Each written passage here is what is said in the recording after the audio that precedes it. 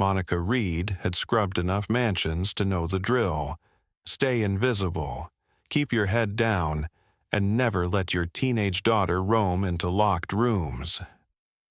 But when 13-year-old Lila saw that painting, everything shifted. The portrait showed a boy clutching a tiny wooden sailboat, his eyes hauntingly familiar. Lila's breath snagged because she knew that gaze. It belonged to Noah, the quiet kid from the group home who'd vanished. She turned toward billionaire Victor Langford and whispered, "Sir, this boy lived with me at the children's home." His face drained of color, fingers trembling, and everyone sensed something impossible was clawing its way to the surface. Because the boy in that gilt frame, Lucas Langford, had supposedly been dead for 11 years. The morning that started it all, Monica pulled her battered Honda into the service entrance of Langford Estate. Heart already tight. She'd been cleaning here for half a year, long enough to memorize rules, not long enough to feel safe. The mansion towered above them, pale stone and endless windows, the kind of place that shrank ordinary people. Today was different. Lila sat beside her, backpack hugged tight against her chest, eyes wide as they swept over manicured lawns and marble fountains. "Remember what I told you," Monica said, shutting off the engine carefully. "You stay in the staff kitchen. You don't touch anything. You do not wander. Got it?" Lila's face, older than her years, turned solemn. "Yes, Mom." A burst pipe had closed school early, leaving Monica cornered. She hated bringing Lila here, hated mixing her gritty real life with this polished world. But leaving her alone in their cramped apartment felt worse. They stepped through the service door, shoes tapping on gleaming marble. The kitchen already buzzed, clattering pans, humming refrigerators, overlapping voices. Head housekeeper Mrs. Caro looked up from her clipboard, thin lips pinching. "Mrs. Reed, I wasn't informed you'd be bringing company." Her gaze landed on Lila's scuffed sneakers.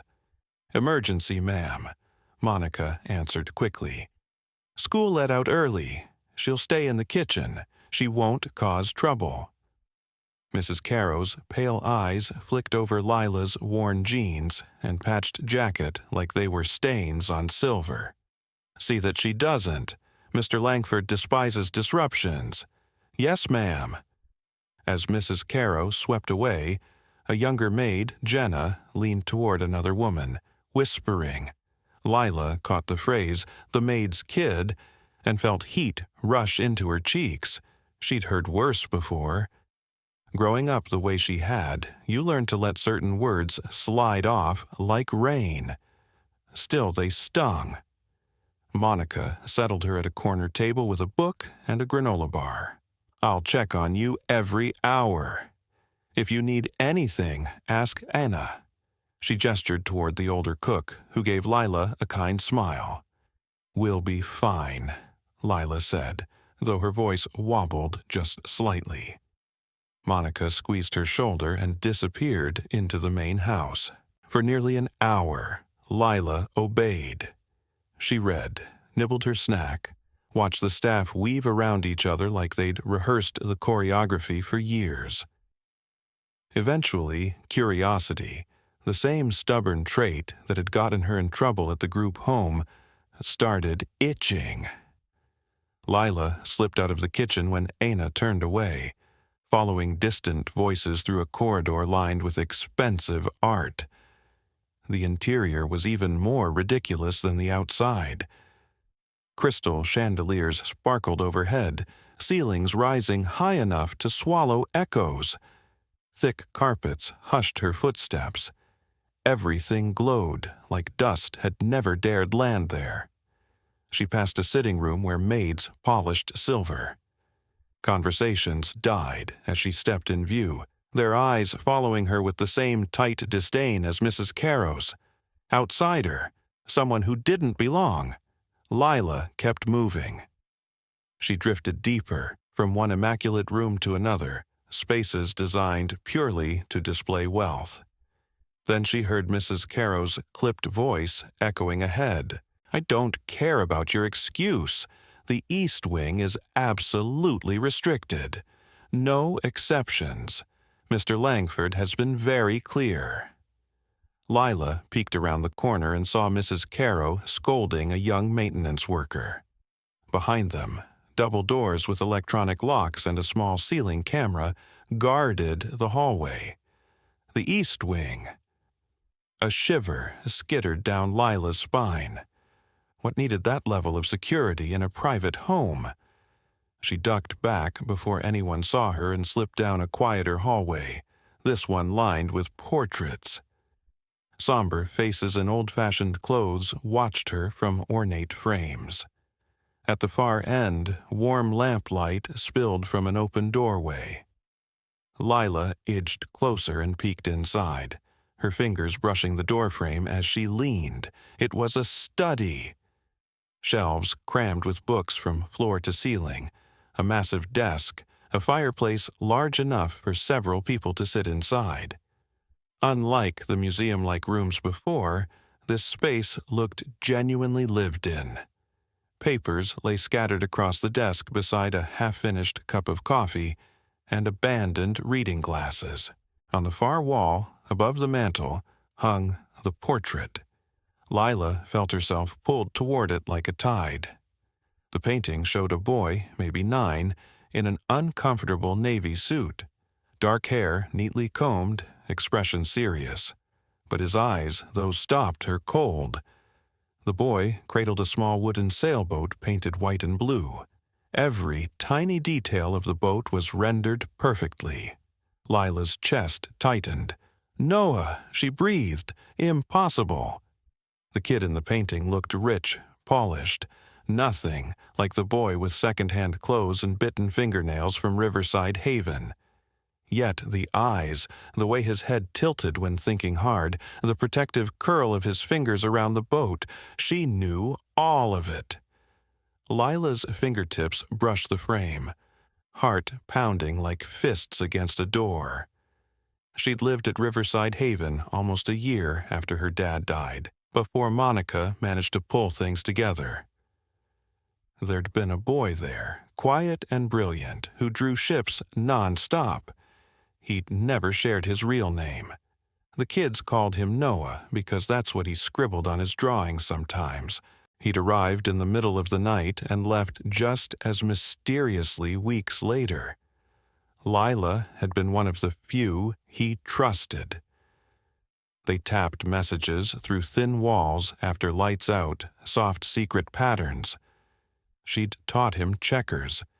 He'd shown her how to fold paper into tiny boats that actually floated. But Noah was always frightened, always glancing over his shoulder.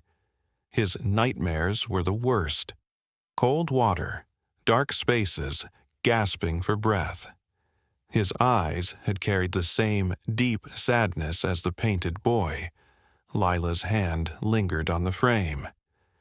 "It can't be him," she whispered. "What exactly do you think you're doing in here?" The voice cracked like thunder. Lila spun around, yanking her hand away from the portrait.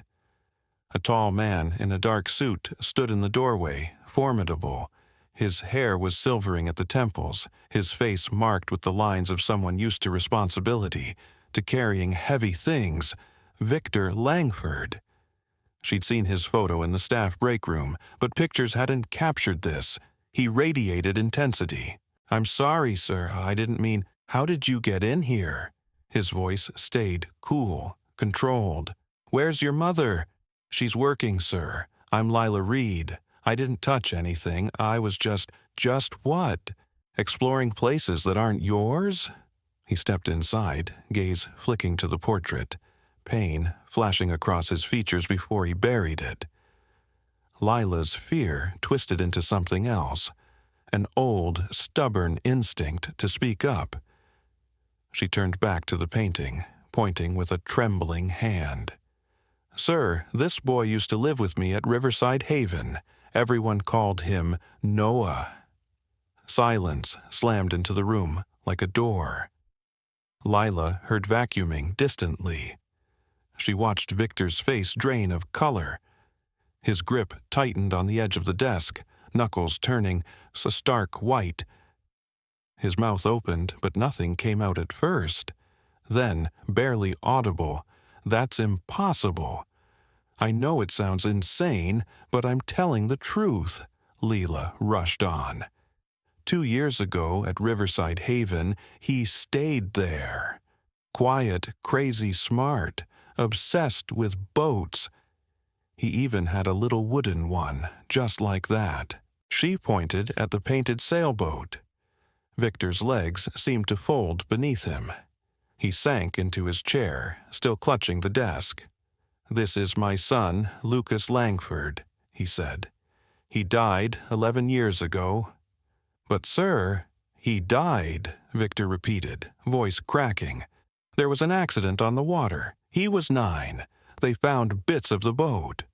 The words strangled off, his throat working like he couldn't swallow them. "I'm not lying," Lila insisted, eyes burning. "Noah was maybe 11 when I met him. He woke screaming almost every night about drowning, about cold water and someone pushing him under. Staff had to calm him constantly." Victor's head snapped up. "What?" He was scared all the time but wouldn't say why. He just kept saying his dad promised to find him, that his father was coming. Lila's voice dropped. "I remembered because mine wasn't.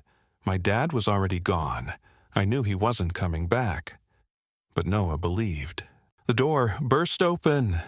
Monica rushed in, face panicked. "Lila, oh my God. I'm so sorry, Mr. Langford. She was supposed to stay put. I don't know how she slipped away." "Mrs. Reed."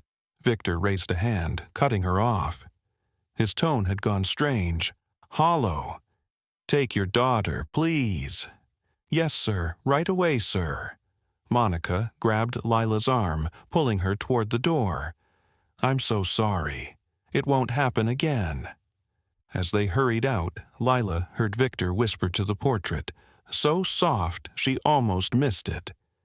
"Then who did I bury?" The question followed her all the way outside. It clung to her during the silent drive home, through the kitchen where staff stared, into their car, onto the cracked city streets. Something enormous was shifting, something buried for a decade and finally shaking loose. 3 days crawled by after Lila stood in that study and said the words that shouldn't exist. 3 days since she watched a billionaire's calm mask fracture like glass over deep water. Monica hadn't taken her back to the estate, scrambling for other childcare whenever she worked. The silence from Langford Manor roared louder than any confrontation. Monica moved around their tiny apartment like a machine, saying only essentials. Lila sat with homework spread out but barely touched. Her pencil rested uselessly in her hand. "Mom," she finally asked, "are you going to lose your job?"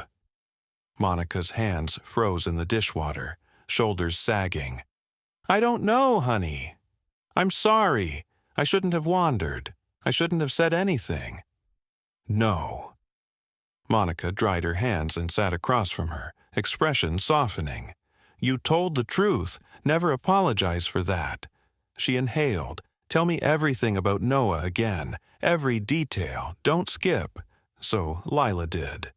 She described Riverside Haven, cramped rooms, thin blankets. How Noah arrived late at night about 2 years earlier, brought by adults who never explained anything. How he left, returned, then vanished again. He drew constantly, boats on stormy seas, harbors, sleek ships with detailed rigging. He had this toy, Lila said, tracing invisible lines on the table. A wooden sailboat he kept in his pocket like treasure. The paint was chipped, faded, white and blue with a little red stripe along the bottom. Monica's breath hitched. What did you say? White and blue, red stripe. Lord, have mercy, Monica whispered, standing abruptly, pacing to the window. That's exactly the boat in that painting. I dust that study weekly. I've stared at that portrait 100 times. That boy, those eyes, that boat clutched like it's the only thing keeping him afloat. And you're telling me you knew him, lived beside him. I'm not making it up. I know. Monica met her gaze. That's what scares me. The next morning, Monica went to work alone, stomach twisted. The moment she stepped into the staff kitchen, conversations faltered. People pretended interest in mugs and cleaning supplies rather than meeting her eyes. Mrs. Caro appeared in the doorway, clipboard hugged to her chest like armor. Mrs. Reed, a word. Monica followed her into a cramped office. The door closed with deliberate care. Let me be perfectly clear, Mrs. Caro began, voice low and tight. Mr. Langford has endured unimaginable tragedy. He lost his son. He spent years learning to live with that loss. Your daughter's little performance, wild claims and cruel fantasies, was inappropriate. My daughter told the truth about what she experienced. Did she? Mrs. Caro's eyes glinted. Or did she seek attention?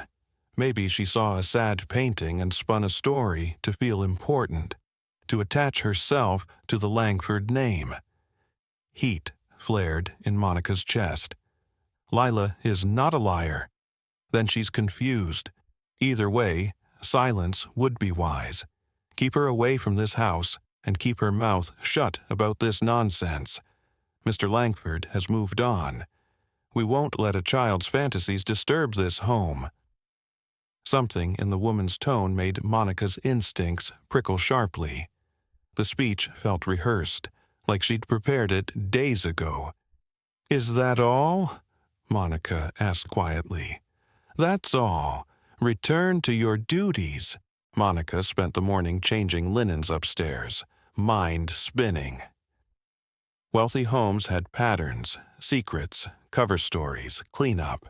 She'd seen fragile truths swept under rugs that cost more than her yearly salary. But this felt calculated, orchestrated. While tucking fresh sheets in the blue room, her phone buzzed. Unknown number. She nearly ignored it, thumb hovering. Mrs. Reed. The male voice sounded formal, unfamiliar. Yes? This is Daniel, Mr. Langford's assistant. He'd like to speak with you in his study at 2 this afternoon. Please be punctual. The call ended before she could answer. At precisely 2, Monica knocked on the study door, the same room where everything had cracked 3 days earlier. Victor sat behind his desk, but he looked smaller somehow, thinner, weighed down. Papers littered the surface, old photos, official documents, envelopes with seals. His eyes were red-rimmed, sleepless. Sit, please, he said. Monica obeyed, hands folded, spine straight. Years of dealing with powerful clients had trained her not to show fear. Victor slid a photograph toward her. A boy, maybe 8, grinning at the camera in swim trunks. Gap-toothed, smile bright. Sand dusted his feet as he held a boogie board. That's Lucas, Victor said. We called him Luke. This was 6 months before he died. Monica's chest tightened, same face as the portrait, same bone structure Lila had described. I need you to tell me everything your daughter told you, Victor said. Every detail about this Noah. I need to know if she's certain. Mr. Langford, please, please, he repeated, voice fraying. I need to know. So Monica recounted Lila's memories. Victor's face cycled through horror, hope, disbelief, and raw, aching longing. When she finished, He opened a drawer, pulling out more photos. Did Lila mention any other distinguishing features? She said he had a little scar above his right eyebrow. Victor's hand trembled as he slid another picture forward, a close-up of young Luke, a thin scar cutting through his right eyebrow. He got that when he was 5, Victor murmured. Fell off his bike, 3 stitches. Monica swallowed. What are you thinking? I'm thinking my son's body was never recovered, Victor said. The coffin we buried contained only items from the wreckage. For 11 years, I believed what I was told. I never questioned it. And now your daughter suggests my son might still be alive. The words hung between them, too enormous. The boy at Riverside, Monica said slowly. Lila said he repeated something. She remembered because it hurt. What did he say? He said his dad was coming, that his father promised to find him. Victor's hand flew to his chest, pressing hard. For a moment, Monica thought he might collapse. He grabbed his phone with shaking fingers. I need to make a call, he said. Please don't leave. I'll need to speak with you again, and your daughter. Is she home? Yes, with a neighbor. Bring her. I need to ask her questions myself. I need to see. He didn't finish, but Monica understood. He needed to look in Lila's eyes. I'll bring her, she said quietly. But if she's wrong, if this is coincidence, then nothing changes, he said. I'll still be the man who buried an empty box. But if she's right, he didn't finish. He didn't have to. When Monica returned with Lila, the study thrummed with new purpose.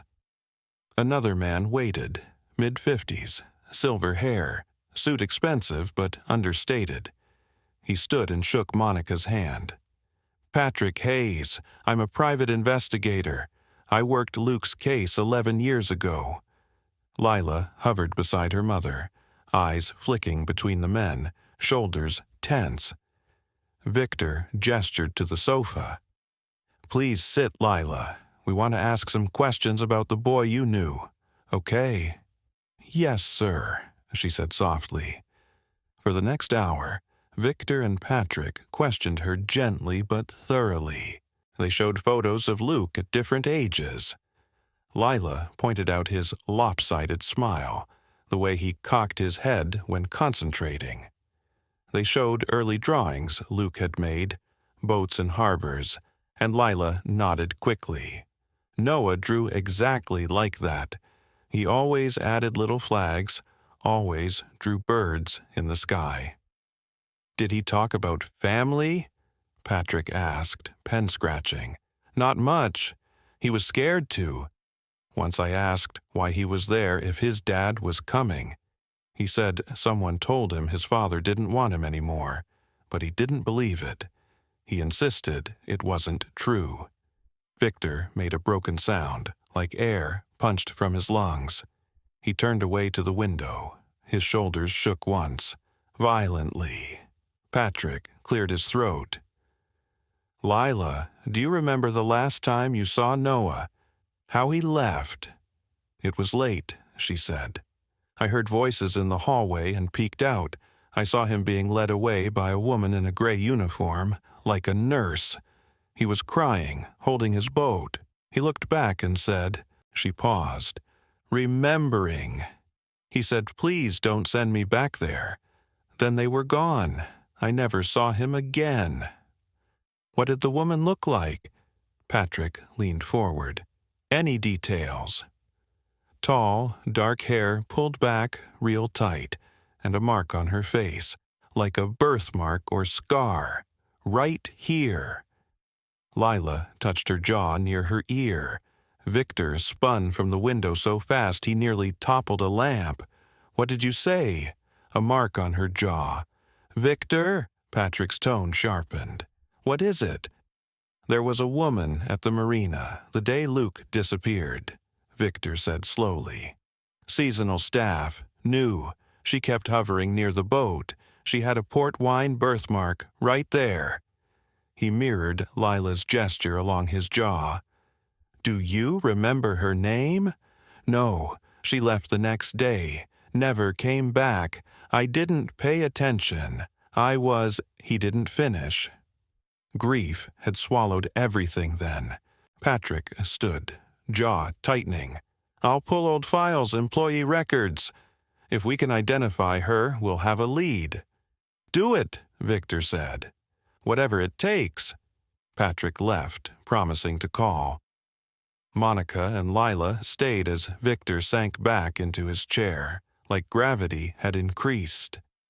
Thank you, he said to Lila eventually, for being brave enough to speak when everyone wanted you quiet, for telling the truth. I just want Noah to be okay, she murmured. He was my friend. He was always sad. I want him to be home. Victor's eyes glossed with tears. So do I. 2 days later, Patrick returned to Langford Manor wearing an expression that made Victor's stomach clench.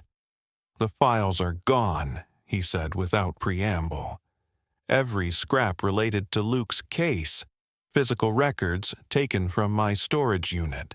Digital backups deleted. Someone scrubbed them. Victor stared. That's impossible. Should be, Patrick replied.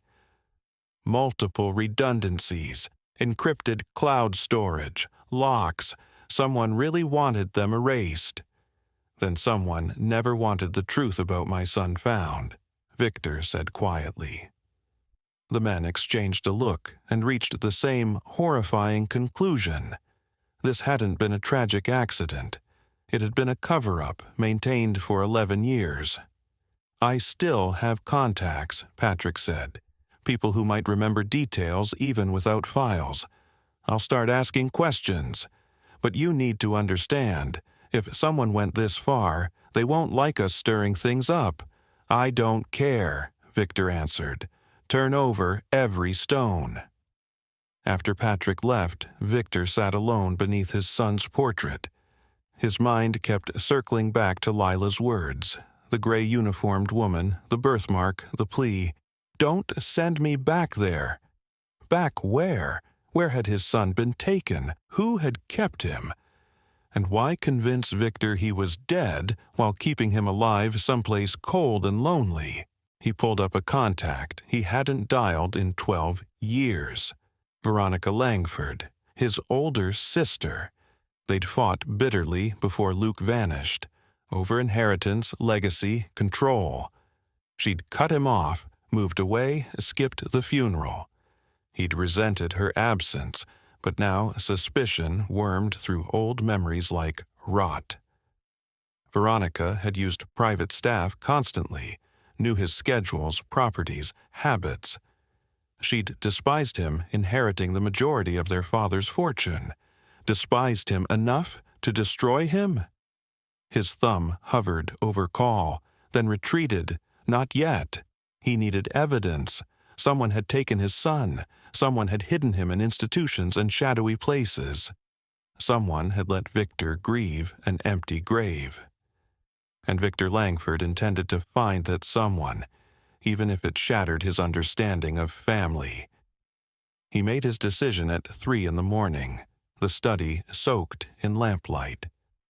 Luke's painted eyes seemed to demand, "What are you waiting for?" By sunrise, Victor was dressed, barking instructions into his phone. By 8, he stood outside Monica's tired apartment building, knocking so hard the door rattled. She opened it in a robe, hair wrapped, eyes puffy with sleep and worry. "Mr. Langford, what?" "We're going to the group home," he said. "Today. Now. I need you and Lila with me." Monica stared. "Sir, it's 8 a.m. Lila has school and I need to be at work by 9. "I'll call her school. And you already work for me." His voice softened but stayed urgent. "Please, Mrs. Reed, I have to see this place. I have to know if her memories are real." Something in his face, raw, desperate, convinced her. She stepped back, letting him into their living room. Lila appeared, still in pajama shorts, rubbing sleep from her eyes. "Mr. Langford." "Get dressed, Lila," Monica said quietly. "We're taking a trip." An hour later, they rode in Victor's black Mercedes, City sliding past the tinted windows. Patrick sat in front, leather folder on his lap. Lila sat between her mom and Victor, hands knotted together. "I haven't been back since Mom got me out," she said softly. "I never thought I would be." Victor studied her. "Was it bad?" "Not exactly bad," Lila answered. "Just lonely. Everyone was waiting for someone to want them. Some kids left with families, some aged out, some like Noah just disappeared." She looked up. "I used to wonder where he went, if he was okay." "You're very brave," Victor said, "coming back to help me. He was my friend. I want to help him." The words slammed into Victor's chest like a punch. Riverside Haven sat on the city's edge, a 3-story brick building faded by time. Paint peeled, grass overgrew, and neglect clung to the place like fog. Victor's stomach knotted. His son had slept behind those dirty windows. A woman met them at the door, smile professional, eyes tired. "Mr. Langford, I'm Director Elaine Keller. We spoke on the phone." "Thank you for meeting us," Victor said. "We're looking for records on a particular child." She led them into a cramped office smelling of burnt coffee and paper. "You mentioned a name?" she asked, sliding into her chair. "He might have gone by Noah," Victor said. "He'd have been here about 2 years ago, age 11. Director Keller typed, eyes scanning the screen, silence stretched. Finally, she looked up, apologetic. "I'm sorry. There's no record of any boy named Noah in that time frame. In fact, very few boys that age came through then." "That's not possible," Lila blurted. "He was here. I lived with him." "I'm sure you remember someone, dear," Keller said in a soothing, patronizing tone. "But children's memories can blur. Perhaps it was another facility, another year." Monica squeezed Lila's shoulder. Victor recognized the same polished evasiveness he'd heard from lawyers and executives trying to hide problems. "May we look around?" he asked. "Perhaps seeing the rooms will help jog memories." Keller hesitated just long enough to be suspicious. "I suppose that's acceptable. Our children are in lessons and we prefer minimal disruption." "We'll be quick, quiet," Patrick promised. They followed her upstairs into a narrow hallway lined with doors. Beige walls, scuffed linoleum, air heavy with disinfectant. Lila moved ahead, steps growing surer. She stopped near the end.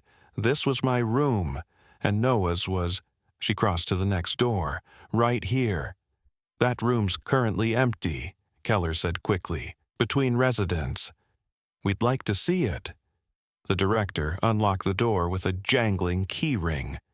Inside, a narrow bed with a thin mattress, a small dresser, a single window facing a cracked parking lot.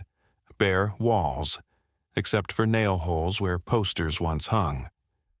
Lila went straight to the dresser, tugged open the bottom drawer, pushed aside folded blankets and reached into the far back corner. Her hand emerged holding a small wooden sailboat, paint chipped, white and blue with a red stripe. Victor's legs nearly buckled. He leaned on the wall, breath coming shallow. Patrick grabbed his arm. "That's Luke's boat," Victor whispered.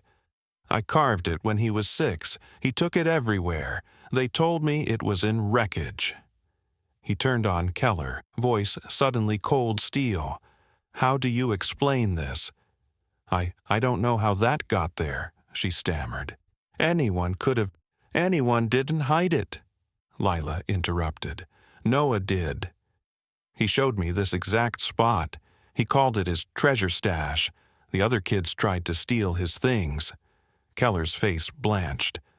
"Mr. Langford, I assure you—" "Don't," Victor cut in. "Don't lie again. This proves my son stayed here. Either your records are wrong or someone erased them." Before she could answer, a lanky teen appeared in the doorway, maybe 17. Volunteer badge crooked on his shirt. His gaze flicked over the tense adults, then landed on Lila. "I remember you," he said quietly. "You're Lila, right? You left a couple years ago." "Yeah," she said. "Do you remember Noah?" The boy nodded. "The quiet kid, always drawing boats. He was here off and on. They'd bring him late at night, then he'd vanish." He glanced nervously at Keller. "Always thought it was weird." "That's enough, Miguel," Keller snapped. "Back to your duties." Miguel pulled a folded paper from his pocket first. "Another volunteer told me to give this to you if you came back." He handed it to Lila. "She left months ago. Said if anyone asked about Noah, they should know about the night van." "Miguel," Keller barked, "that's inappropriate." "What night van?" Victor demanded. Miguel backed away, regret flickering. "I don't know everything," he said. "But there was this unmarked van moving kids between places late at night. Didn't look official. Noah was always one of the ones they took. He disappeared down the hall before questions flew." Keller's face flushed from pale to angry red. "If you plan to accuse us of wrongdoing, you'll need to leave and return with proper legal paperwork." "Fine," Victor said. "But I'm not leaving until I see every room." "You can't." "I can. Or I call the police and report obstruction in a potential trafficking investigation." The word detonated in the stale air. Keller's shoulders sagged. She sank into her chair. "There's a storage room in the basement, old records, things we never digitized. You can look there if you insist." The basement was damp concrete, flickering fluorescent lights, and mildew. They followed Keller to a door near the boiler. "I haven't been in here for months," she muttered. The lock clicked. Victor flipped the lights. The room was packed. Boxes, file cabinets, plastic bins. Personal items sat everywhere. Toys, a row of tiny shoes, clothes on a rack. And taped across the walls were drawings, hundreds. Most showed boats on water, harbors, ships with billowing sails. Lila gasped. "These are Noah's." Patrick dug into boxes, Monica helping. Victor stepped to the drawings, fingers trembling, recognizing his son's careful lines, the tiny circled L signature. A faint tapping echoed somewhere above them. 3 slow knocks, 2 quick, 3 slow again. Lila froze. That was their old code. She followed the sound hours later at Langford Manor, pressed a seam in the wallpaper, then a hand clamped over her mouth. She kicked and twisted, bare feet scraping the floor, fingernails digging into the arm across her chest. "Quit struggling," a voice hissed in her ear. "I'm trying to help you." The hand dropped away, and Lila spun to face a young maid.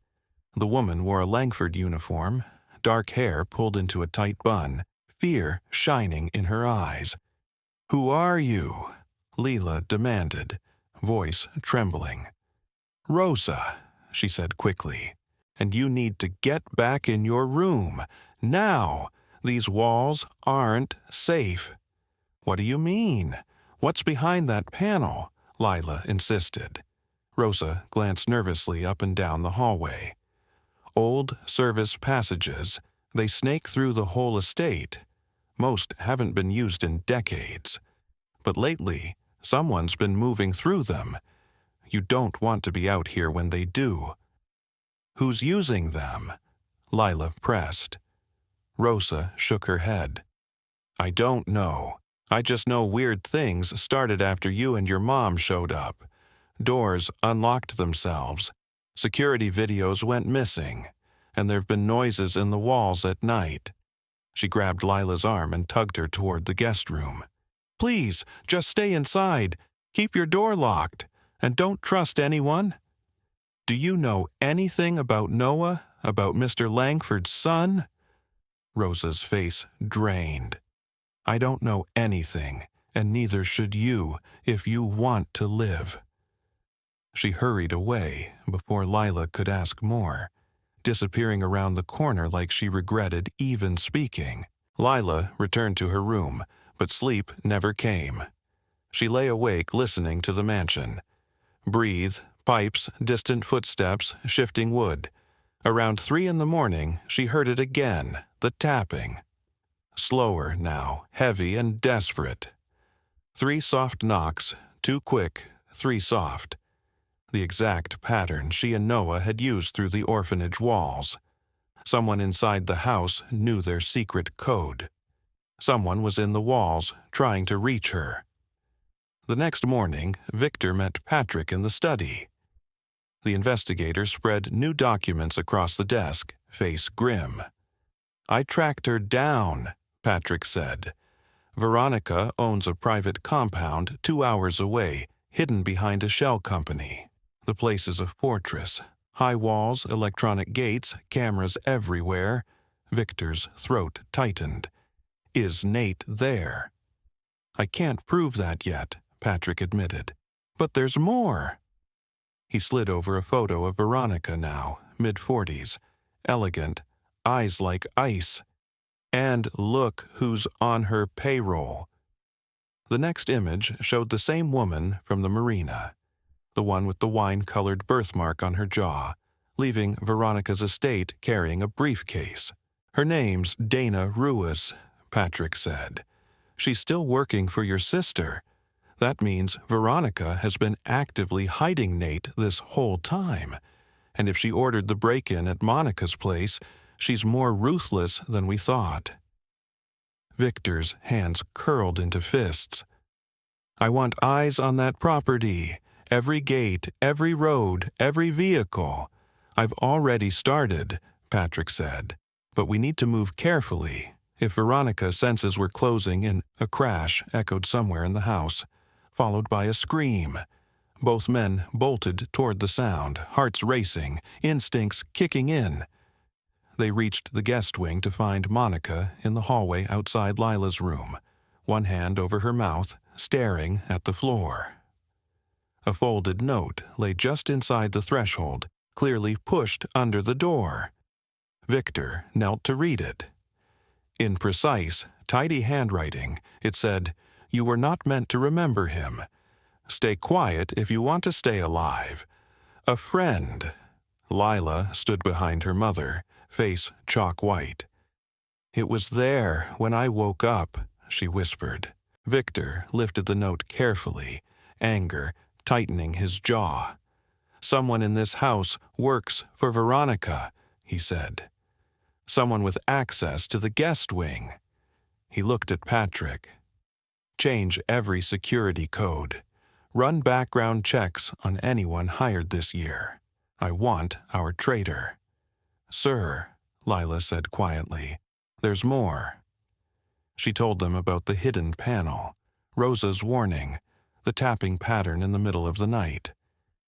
With each detail, Victor's expression hardened. "Show me," he said, voice leaving no room for argument.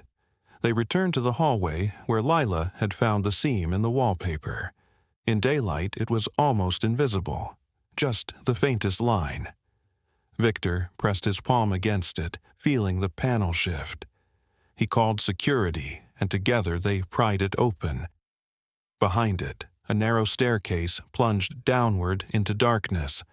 A sour, stale smell drifted up. Patrick pulled a flashlight from his pocket, clicked it on, and took the lead. "Stay behind me," he warned. "Watch your step. These stairs are old." The steps emptied into a tight corridor that smelled of mildew and old plaster. Cobwebs clung to pipes overhead. Dust coated the floor. But not evenly. Footprints tracked through the grime. Cobwebs were recently disturbed. Someone had been down here. Halfway down the corridor, they found a small alcove, and Victor's breath hitched. A makeshift living area. A narrow cot with a thin blanket, food wrappers, empty water bottles, and children's drawings taped to the walls. On the cot, half hidden, sat a carved boat. "Dear God," Victor whispered, "someone's been living inside my walls." He picked up the boat with shaking fingers. It resembled the one he'd made Nate as a child, but newer, same careful style. Lila pointed to a drawing showing the outside of the mansion. A single upstairs window was marked with a dark X. "That's the study window," she said, "the one with the old portrait. My son has been here," Victor choked. "In this house, all along, and I never knew." Patrick snapped photos, collected wrappers and drawings, cataloging every detail for evidence. Victor barely noticed. His thoughts were on Veronica, her cold smile, the resentment she'd always worn like perfume. This wasn't just cruelty. It was targeted, personal devastation. "She's going to answer for this," Victor said quietly, for every night he slept on a cot instead of his bed, for every minute he spent afraid in the dark. Upstairs, security scrambled to reprogram locks and reinforce doors. Victor pulled Monica and Lila aside. "I need complete honesty," he said. "Do you feel safe staying here? Because if you don't, I can send you somewhere far away until this is finished." Monica looked at her daughter. Lila met her eyes. Something unspoken passed between them before Lila turned to Victor. "I don't want to run," she said. "I want to help find Noah, Nate. He's my friend. He needs us." "Sweetheart, it's dangerous," Monica protested. "I know," Lila said. "But leaving won't magically make us safe. Whoever took him already knows about us. They already broke into our apartment. The only way to end this is to finish it, to find him and bring him home." Victor felt something steady and strong settle in his chest. This 13-year-old had stepped into a war she never asked for and refused to back down. "Then we finish it," he said, "together. But from now on, none of you move around alone, ever." They both nodded. That night, when Lila tried again to sleep, the tapping returned. She slid out of bed, pressed her palm to the wall, and answered with their code. Whoever was inside those passages, whoever knew the pattern, was trying to talk. Lila had a terrifying, hopeful feeling. She already knew who it was. Someone who still remembered their orphanage code. Someone who believed she'd come back. Someone who'd been waiting for rescue longer than anyone should. Patrick worked straight through the night. By morning, he had what Victor needed. High-resolution satellite shots of Veronica's estate. 20 acres of manicured property wrapped in 12-foot walls topped with cameras. The house itself looked like a sleek retreat, but the security screamed bunker. "She's hiding something," Patrick said, fanning out the photos. "Nobody needs this much protection for a weekend place. Look here." He tapped an image. Same delivery truck every Tuesday and Friday, same time. Grocery company, but public records list only 3 live-in staff. "That's a lot of food for 3 people," Victor said, "unless she's feeding more than she admits."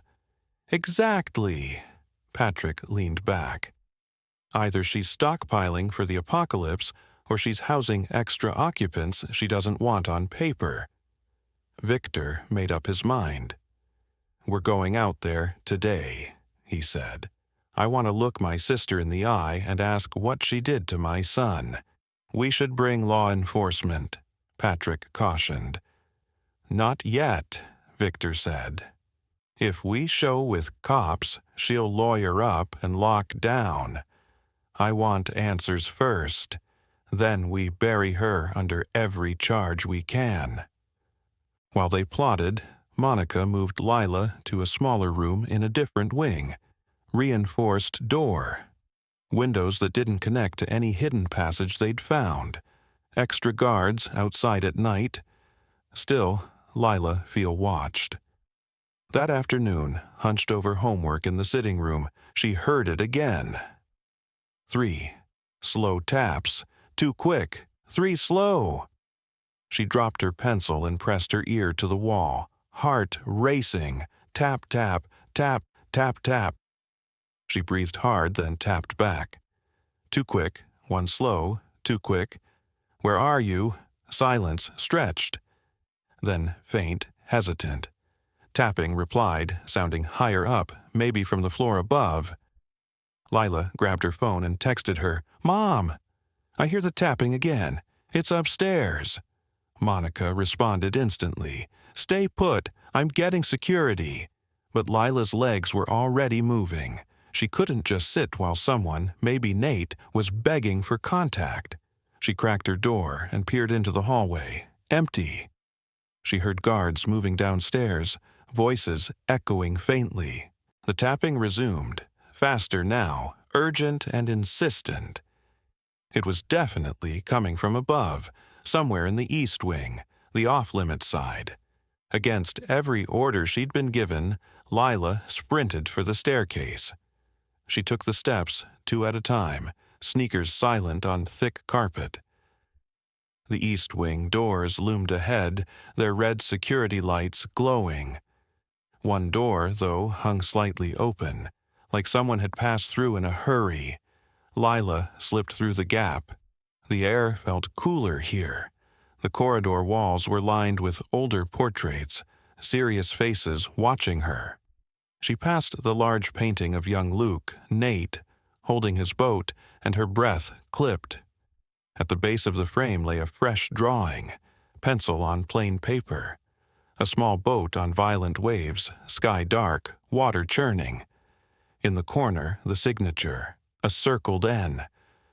"Noah," she whispered, "where are you?" A sound behind her made her whirl around.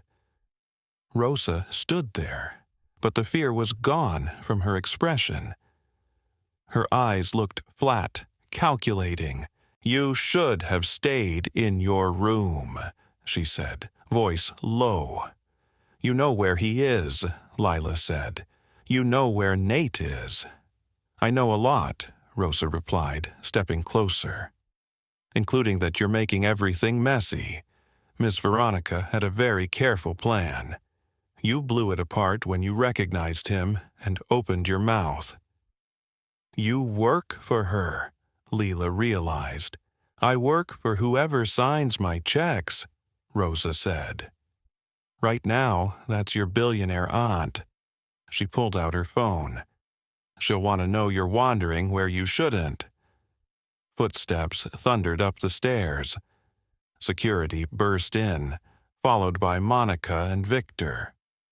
Rosa blanched and tried to retreat, but a guard clamped a hand around her arm. "Let go of me, I haven't done anything," she protested. "You're trespassing in a restricted area," Victor said coldly. "And I think you've done quite enough." He turned to his head of security. "Hold her. Call the police. I want her questioned about any connection to Veronica Langford." As they hauled Rosa away, still protesting, Victor crouched beside Lila. "Are you hurt?" "No, but look." She showed him the drawing. "This was just left here. Whoever drew it was here minutes ago." Victor held the paper carefully. The style matched the artwork from the orphanage perfectly. The date in the corner was today. "He's here," Victor whispered. "My son is in this house, right now." Patrick appeared in the doorway, slightly winded. "We've got an issue," he said. "Security footage from the last hour caught someone entering the passageways. Young, skinny, Maybe 13 or 14. Boy. Then the recording suddenly cuts out. He was heading toward the east wing. "Where do those tunnels lead?" Victor asked. "Everywhere," Patrick replied. "But there's a main junction behind the portrait gallery. If he wants to stay unseen, that's where he'd go," a guard added. They moved as a group through twisting halls. At a seemingly solid stretch of wall, Patrick pressed on an ornate panel. It swung inward, revealing another steep, narrow staircase. "Everyone behind me," Victor ordered. "If it's Nate, I don't want to scare him." They descended into the dim, cold air below. At the bottom, corridors branched in multiple directions, pipes and wires exposed overhead. Dust lay thick, except where fresh footprints tracked a path. Small ones. Victor followed, heart pounding so loud he could barely hear anything else. The route wound under floors and behind walls. They passed a discarded snack wrapper, a half-full plastic cup, a pencil. Then they reached another small chamber, once a storage closet. Now it held a cot, a battery lantern, and more drawings plastered everywhere. Boats, coastlines, endless water. A worn backpack sat on the bed. Inside, Victor found folded clothes, 2 paperbacks, and a wooden box. His hands shook as he lifted the lid. Inside was a creased photograph. Him and a younger boy on a sailboat, both grinning, the boy's hands on the wheel, while Victor steadied them. "That was our last trip together," Victor said, voice breaking. "The day before he disappeared. I didn't even know someone snapped this." "He kept it," Lila whispered. "All this time, he kept your picture." Footsteps echoed again, retreating deeper into the maze. "Wait," Victor shouted. "Please, I'm not here to hurt you." The footsteps only sped up. Victor broke into a run, leaving the others behind. Adrenaline and desperation pushed his 50-year-old body harder than it had moved in years. He barreled around a corner and froze. A boy stood at the end of the corridor, outlined by a shaft of light from a grated opening above. Thin, dressed in dark clothes, face shadowed. But Victor would have known that posture anywhere. "Nate," he breathed. The boy flinched. "That's not my name anymore," the child said. "Yes, it is," Victor said softly. "You're Nathaniel Langford. You're my son." "I don't have a father," the boy spit out. "She told me you didn't want me. She said you were glad I was gone." "She lied," Victor said, taking a step forward. Tears blurred his vision. "I never stopped searching. Every day for 11 years, I've carried you like a weight in my chest." "Then why didn't you find me?" Nate demanded. The question sliced straight through Victor. He sank to his knees in the dust. "Because I didn't know where to look," he said hoarsely. "Because someone I trusted made me believe you were dead. I failed you in the worst way a father can. But I'm here now, and I will never, ever let you go again." Silence stretched. Then the boy stepped into the light. It was Nate, older, too thin, with dark circles under his eyes but unmistakable. Same dark hair, same serious gaze, same faint scar through his right eyebrow. In his hand, he clutched a wooden sailboat. "Noah," Lila's voice echoed behind Victor. She'd followed despite instructions. "Is it really you?" Nate's hard expression cracked. "Lila," he whispered. "I told you someone would come. I told you he'd find me." Nate's face crumpled, the boat slipping from his grip. Victor lurched forward, closing the distance, wrapping his arms around his son as the boy sobbed into his chest. 10 years of terror, Isolation and lies poured out in those ragged cries. "I'm sorry," Victor whispered again and again. "I'm so sorry, but you're safe now. You're home." Monica arrived with Patrick and security, gently guiding Lila closer. She knelt beside the boys as Nate clutched Lila's hand. She tapped their old coat against his palm. He squeezed back like it was the only solid thing in the world. For the first time in a decade, Nathaniel Langford believed safety might be real. Reality rushed back fast. Nate was dehydrated, underfed, clearly traumatized. Victor called his personal physician, who arrived within half an hour, examining Nate in a secured guest suite. The boy allowed it, but only if Lila stayed planted at his side. "He's physically stable considering," the doctor said quietly outside. "Underweight, high anxiety, but nothing we can't address." "What about mentally?" Victor asked. "What he's endured is severe trauma," the doctor replied. "He'll need long-term therapy and a calm, predictable environment. He'll have whatever he needs," Victor promised. "Dad," Nate said from the bed, the word unfamiliar on his tongue, like a language he hadn't spoken in years. "Can we just go home? No more doors. Not right now. I just want to go home." "Whatever you want," Victor said, eyes stinging. They discharged Nate with follow-up instructions and medication. On the walk through the hospital parking lot, Nate suddenly stopped, staring at the cars and the wide, open sky. "What if she comes back?" he whispered. "What if Veronica gets out and takes me again?" Victor knelt to meet his eyes. "Listen to me. She's in jail. She's staying there. Even if every door in the world blew open, I would never let her near you again. I failed once. I will not fail you twice." Nate's eyes welled. "She said you were the one who wanted me gone," he admitted. "That you paid her to get rid of me because I caused too much trouble." His voice cracked.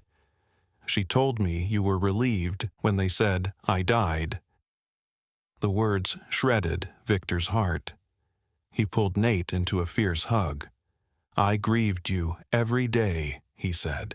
"Your room is exactly the same. I couldn't change anything because it meant accepting you were gone. You were never trouble. You were my whole world." From a few steps away, Lila and Monica watched, both wiping tears. Loretta, Monica, stepped closer and placed a hand on Victor's back. "Let's get them home," she murmured. "They need real food, real rest." They drove back to Langford Manor in thick silence. Nate sat between Victor and Lila, clutching the battered sailboat as if it anchored him. Outside the gates, reporters swarmed, cameras flashing, microphones thrust forward, voices overlapping in a chaotic chorus. "Mr. Langford, is it true your son was alive all this time? Was your sister involved? How does it feel to have him back?" Security held the crowd at bay while Victor hustled Nate and Lila inside. Once the door closed, Nate froze. He stared up at the chandelier, the sweeping staircase, the polished floors. "I remember this," he said quietly. "I used to slide down that banister when you weren't looking." Victor laughed weakly. "You gave your grandmother several mild heart attacks doing that." Nate's face crumpled. "She died while I was gone, didn't she? Veronica said it was my fault, that Mom got sick because I disappeared." "No," Victor said firmly. "Your mother had cancer. It had nothing to do with you. She fought for 3 years. The whole time, she believed you were gone, but she never stopped hoping she was wrong." He cupped Nate's face. "She loved you more than anything. Don't you ever let Veronica steal that truth." They settled in the family room, where staff had laid out soup, sandwiches, tea. Nate ate cautiously at first, like he expected someone to snatch the plate away. Lila teased him gently until he took bigger bites, a small smile creeping in. Patrick arrived later with police updates. "They're charging all three," he said. "Veronica's facing kidnapping, fraud, conspiracy, the works. Mrs. Caro and Rosa are cooperating for reduced time." "What are they saying?" Victor asked, jaw tight. "That Veronica designed all of it," Patrick said. "She spent months planning the accident, had people on payroll at the marina, including Dana Ruiz. They drugged Nate before that boat trip. While everyone thought he'd fallen overboard, she already had him in a car." Nate spoke softly from the couch. "They gave me something that made everything foggy. When I woke up, we were driving away. Dana told me you'd sent me away because I was causing problems. She said you needed me gone." Victor's fists clenched. Veronica bounced him between safe houses, institutions, and homes like Riverside. Patrick continued. "Fake names, forged records, payoffs. Her end game was either forcing you out of the company or proving you were too broken to run it. But you never stopped digging," Monica said softly. "No." Victor shook his head. "I couldn't." "Which made her desperate," Patrick added. "When Nate started resisting, trying to escape, she had to move him more. That's how he ended up at Riverside. Then Lila recognized him, and everything unraveled," Monica said, hugging her daughter tighter. Patrick looked at Nate. "Keeping that photograph and those drawings, that took guts. They prove you never forgot who you are." Nate leaned against Lila. "Sometimes I tried to forget," he admitted, "when remembering hurt too much. But Lila helped. She told me stories about her dad and how love doesn't disappear just because someone does." He looked at Victor. "Deep down, I knew you loved me, even when I wasn't sure you were real." Victor stepped into the hallway, pressing his forehead against the wall to steady himself. Rage, grief, and relief tangled in his chest. Monica found him there, offering quiet comfort. "He's going to be okay," she said. "It'll take time, but he's tougher than she realized." "I want Veronica to suffer," Victor said. "I want her to feel every ounce she put on him." "She will," Monica replied. "Prison will gut someone like her. But what Nate needs now isn't punishment. It's stability, healing, proof he's really safe." Victor nodded. "You're right." They rejoined the kids in the family room, where Lila had coaxed Nate into watching a goofy comedy. When Nate laughed at a scene, the sound felt like hearing music after 10 years of static. 3 months later, Veronica Langford went on trial in a courthouse packed with press. Graham, Victor, sat in the front row, Patrick on one side, Monica on the other. Nate and Lila stayed home on their therapist's advice, working with a tutor instead. The prosecution laid out everything: transport logs from Riverside, forged papers, testimony from paid-off staff, audio clips of Veronica ordering the package moved. When Veronica took the stand, she showed no remorse. "I did what had to be done," she said coolly. Graham was weak, she insisted. "He'd coddle that boy into uselessness. I hardened him." "By locking him away?" the prosecutor demanded. "By terrorizing a child?" "By teaching him reality," Veronica said. "The world isn't kind. Only the ruthless survive." The jury took less than 4 hours, guilty on every count. The judge sentenced Veronica to 30 years with no parole. Mrs. Caro got 15. Rosa received 10. As they led Veronica away, she shot Victor a final, flat look, calculating, not contrite. Outside, reporters swarmed. Victor had prepared a scripted statement, But when microphones thrust toward him, he spoke from his gut. 10 years ago, my son vanished, he said. I thought he'd drowned. I buried an empty coffin. But a brave 13-year-old recognized him in a painting and refused to stay silent. Because of her, my son is home. He looked straight into the cameras. Lila Reed didn't owe us anything. Telling the truth made her life more dangerous. She chose courage anyway. She's the real hero here. The clip played on every major network. Overnight, Lila became a national symbol of speaking up. Interviews, school invitations, awards offers poured in. Loretta worried, but Lila handled it quietly. When reporters called, she politely declined most requests. When her school offered a giant assembly, she only agreed if they promised not to make it a circus. I just want normal, she told Monica. I want homework and dumb cafeteria food, and to hang out with Nate without cameras following us. Eventually, the media storm moved on. Other scandals pushed the Langford saga off the front page, which suited them perfectly. They needed space, privacy, and routine more than applause. Victor turned a rarely used sitting room into a cozy therapy space. There, twice a week, Nate and Lila met with Dr. Lauren Chen, sometimes together, sometimes apart. Dr. Chen helped Nate name the things he'd been through, gave his nightmares shape. She taught him grounding techniques for panic, helped him unlearn Veronica's lies. The nightmares didn't vanish overnight. Some nights, Victor still woke to muffled crying, rushing in to find Nate shaking, dreaming of dark rooms and cold water. Victor would sit beside him, hand on his shoulder, repeating, "You're home. You're safe. Look around. This is your room. No one's taking you anywhere." Little by little, the dreams came less often, and the peaceful nights stretched longer between them. Good moments began to outnumber bad ones, great moments even. One morning, Nate walked into Victor's office and asked, voice small, "Can we go sailing again?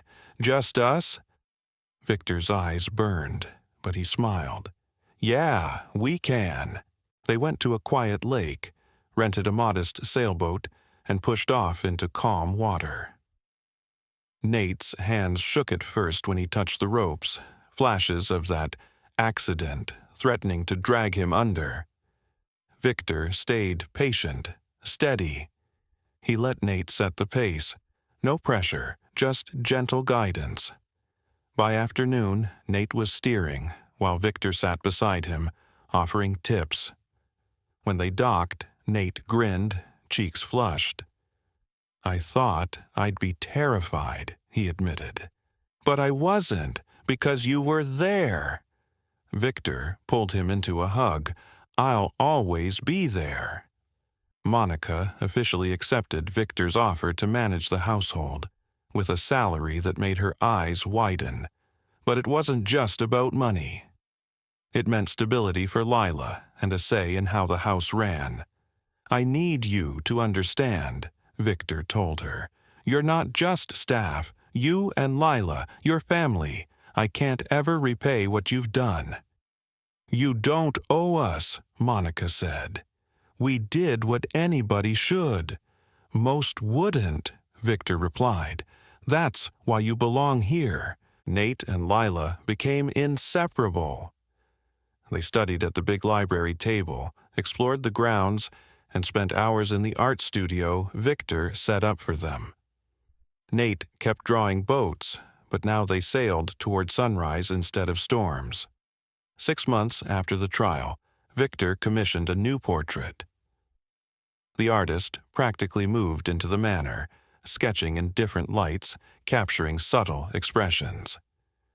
When the canvas was finally done, Victor gathered Monica, Nate, and Lila in the gallery. The painting showed Nate and Lila standing on a small dock, the familiar wooden sailboat held between them. Nate looked older than the boy from the original portrait, stronger, more grounded. Lila's hand rested on his shoulder, both of them smiling toward something unseen. Behind them, water stretched out, not black and menacing, but bright, sparkling under sunlight. At the bottom, a brass plate read, "The children who found each other." "It's perfect," Nate whispered. They hung it front and center, where everyone entering the house could see. No longer hidden in a private study, no longer a memorial to grief, but a monument to survival and connection. That evening, the four of them ate dinner in the smaller dining room overlooking the gardens. No formality, just pasta and garlic bread. They talked about school, therapy, a weekend movie marathon. At one point, Nate looked around the table thoughtfully. "Is this what normal families do?" he asked. Victor chuckled. "I think so. But honestly, I don't know if any family is truly normal." "I like this version then," Nate decided. Lila raised her glass of orange juice. "To our weird, not normal family," she said. They all clinked glass, even Monica, who'd once worried about overstepping. Now, sitting there, she knew she belonged. Later, after the kids went upstairs, Victor stood alone in the portrait gallery, studying the two images, the sorrowful child he'd lost and the resilient teenager he'd gotten back. Monica joined him, handing over a steaming mug of tea. "You did good," she said softly. "We did," he corrected. "You, Lila, Patrick, all of us." They sipped tea in comfortable silence, moonlight streaking across polished floors. Outside, security walked their rounds. Inside, for the first time in years, all felt still. The nightmare had finally loosened its grip. The story had been dragged into daylight, and justice, imperfect but real, had landed where it needed to. A family ripped apart by greed was stitching itself back together, one small, ordinary day at a time. Nate was home, not just physically inside four familiar walls, but emotionally, spiritually. He was learning that home wasn't just a place. It was people who refused to let you vanish. He bore scars, but they no longer defined him.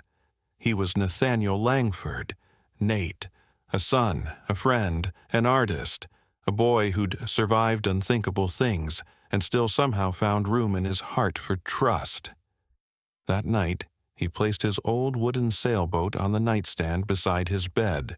It had carried him through so many dark places, a tiny relic of his father's love that Veronica never managed to destroy. Tomorrow, Victor had promised, they'd carve a new one together in the workshop, a fresh start shaped from solid wood. But tonight, the old boat was enough. It reminded him of everything he'd endured and everything he'd reclaimed. He climbed under the covers in his own bed, in his own room, with the door closed but not locked for once. He could hear faint, comforting sounds, the distant murmur of staff, the wind brushing the windows, Lila's soft music playing down the hall. No footsteps in hidden corridors, no tapping for rescue, just a house settling into peace. Nate closed his eyes, and, for the first time in 10 years, sleep came without terror chasing behind it. No dark water, no locked rooms, just dreams of open lakes and sunny docks, and a father's hand steady on his shoulder. Because deep down, he knew something he'd never fully believed before. When he woke up, Victor would still be there. Lila would still be there. He wasn't a forgotten ghost in the walls anymore. He was loved, chosen, and home. If someone you loved vanished, and everyone swore they were gone forever, would you keep believing, or bury hope to stop the hurt? If this story grabbed your heart, tap that like button and subscribe for more tales of courage, truth, and the families we fight to save. When the official story feels too neat, trust the unease. If you've lived past 65, you've seen this country dress hard truths in tidy language. Folks call it closure, moving on, for the best. But sometimes the official story is just a polished lid on something rotten. Monica Reed knew how wealthy homes work. She'd scrubbed enough marble floors to understand the unspoken rule. Be invisible. Don't ask about the locked doors. Don't look too long at the family photos. Don't act like you belong. That's how you keep a job. That's how you feed your kid.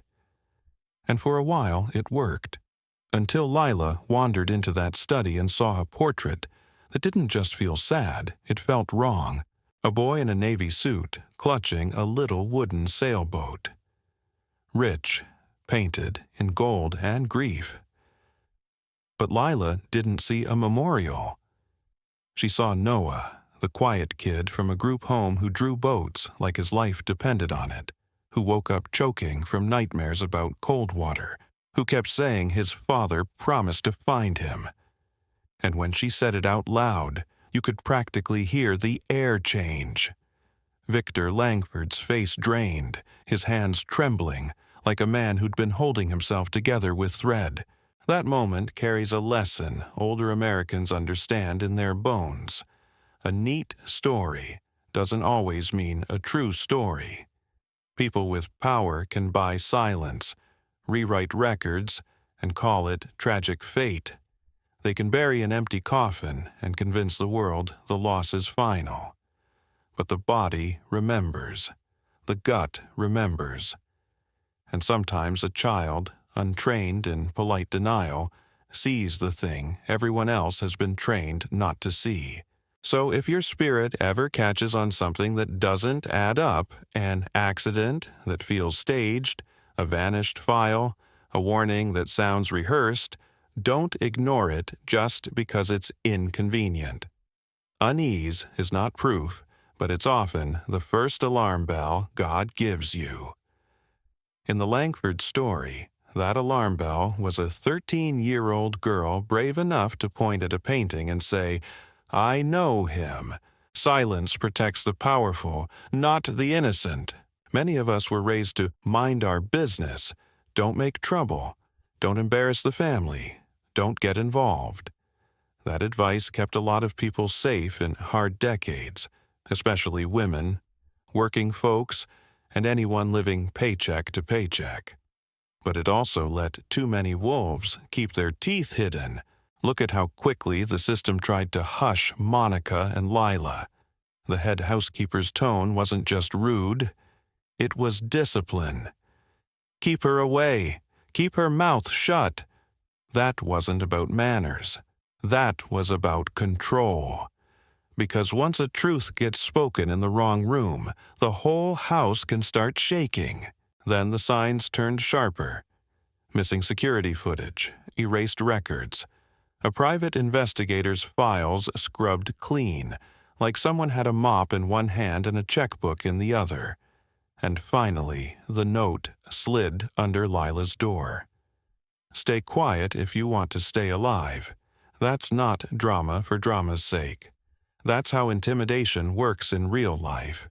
The threat isn't always a weapon.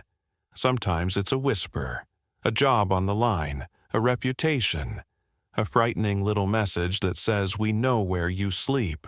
And yet, silence is exactly what allowed Veronica's cruelty to stretch out for 11 years, moving a child through hidden corridors, night vans, fake names, and paid-off staff. If no one speaks, the lie becomes history. If no one challenges it, evil starts to look like normal procedure. For older viewers, this lesson hits close because many of you have watched the cost of silence up close. Families hiding abuse, workplaces covering up injuries, institutions handling things internally until somebody's life gets destroyed. In the Langford home, it took an unlikely trio to break the spell. A working mother with nothing to spare, a girl with a stubborn conscience, and a father finally willing to admit he might have been fooled. Courage doesn't always look like a grand speech. Sometimes it looks like a kid saying, with a shaking voice, "I'm not lying." Sometimes it looks like Monica refusing to let a rich woman label her daughter confused. Sometimes it looks like continuing to ask questions, even when the powerful start acting nervous. Healing isn't a victory lap. It's a long, gentle return. When Nate is finally found in the passageways, thin, guarded, clutching that wooden sailboat like a life preserver, it would be easy to end the story there and call it a happy ending. But if you've lived long enough, you know real life doesn't wrap trauma up with a ribbon. Nate didn't come home as the same boy who disappeared. He came home with dark circles under his eyes, a body worn down by fear, and a mind trained to expect betrayal. He spit out, "I don't have a father," because he'd been fed a lie so long it started to feel like truth. And Victor, desperate, guilty, and heartbroken, did something many older men were never taught to do. He got on his knees and apologized. No excuses, no pride. Just a father admitting, "I failed you." That's the third lesson. Love is not just rescue. It's repair. And repair is slow. It's therapy twice a week. It's steady meals. It's leaving a door closed but not locked because locked doors feel like captivity. It's waking up to nightmares and repeating, "You're home. Look around." It's letting a boy relearn trust without demanding gratitude on a schedule. And there's something else, something tender that older hearts will recognize. The way Lila becomes an anchor. Not a savior, not a replacement parent, just a friend who remembered him when the world pretended he was dead. A simple tapping code from a group home becomes a bridge back to humanity. That's not small. That's sacred. In the end, the new portrait, Nate and Lila, standing in sunlight with that boat between them, matters because it tells the truth. Survival isn't glamorous. It's ordinary days after extraordinary pain. It's a family learning how to be not normal together and deciding that's okay. The question that haunts and the hope that answers. If someone you loved vanished and everyone swore they were gone forever, would you keep believing or bury hope to stop the hurt? If you're older, you may have buried hope before, just to get through the day. No shame in that. But this story reminds us, sometimes hope is not a feeling. It's a decision, a refusal to let the powerful write the final chapter, a willingness to speak the truth even when your voice shakes, and sometimes, against all odds, the missing one comes home. Now, I want to hear from you. If you were Victor, would you have kept digging after 11 years, or would you have accepted the official story just to survive the grief? And if you were Monica, would you risk your job to protect a truth no one wanted spoken out loud?